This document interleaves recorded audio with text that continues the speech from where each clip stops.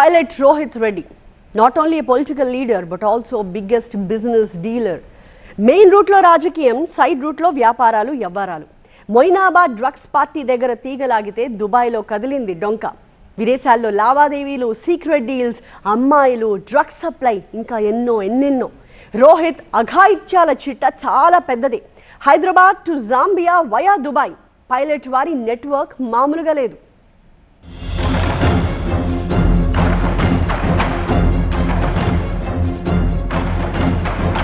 Leader కాదు, international dealer.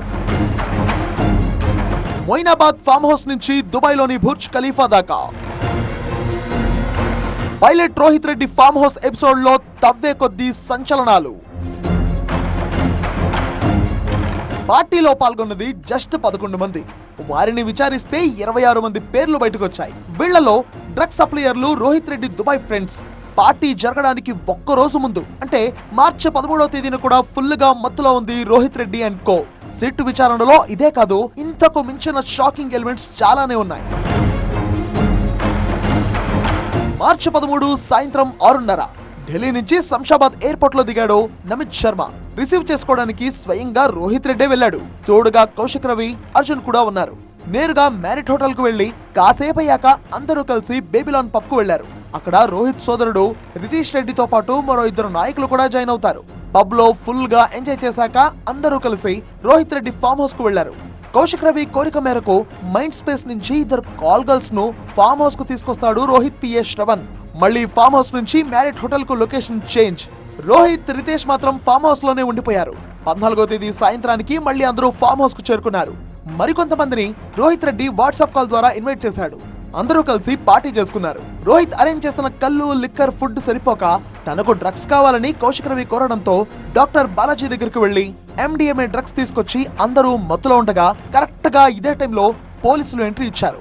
పీకల దాకా తాగి డ్రగ్స్ తీసుకున్న నమిత్ శర్మ పోలీసులపై ఒక్కసారిగా ఫైరింగ్ చేశాడు. ఇది అక్కడ జరిగిన కథ.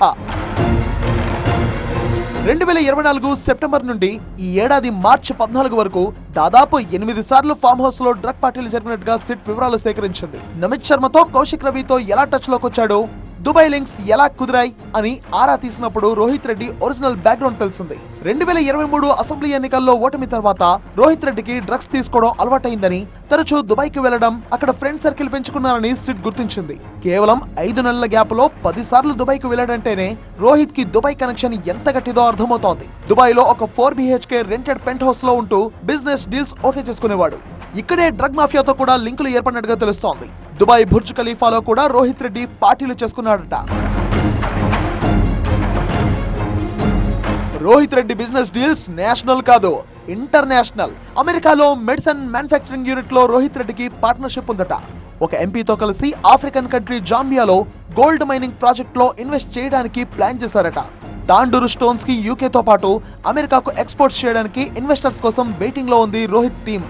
దుబాయ్ లో 28 ఫ్లోర్ల కమర్షియల్ బిల్డింగ్ నిర్మాణానికి కూడా రోహిత్ రెడ్డి గ్రౌండ్ పేపర్ చేసుకున్నారట. ఈ విధంగా గ్లోబల్ రేంజ్ డీల్స్ తో బాగా పైసలు వెనకేసుకుని హైదరాబాద్, వికారాబాద్, మొయినాబాద్, నిజామాబాద్, కరీంనగర్, జగిత్యాలలో భారీగా ఆస్తులు కూడబెట్టుకున్నట్టుగా సిట్ గుర్తించింది. రోహిత్ రెడ్డికి సంబంధించిన ఆర్థిక సంబంధాలు, డ్రగ్స్ సప్లయర్లతో లింకులపై సిట్ ఇంకా లోతుగా దర్యాప్తు చేస్తోంది.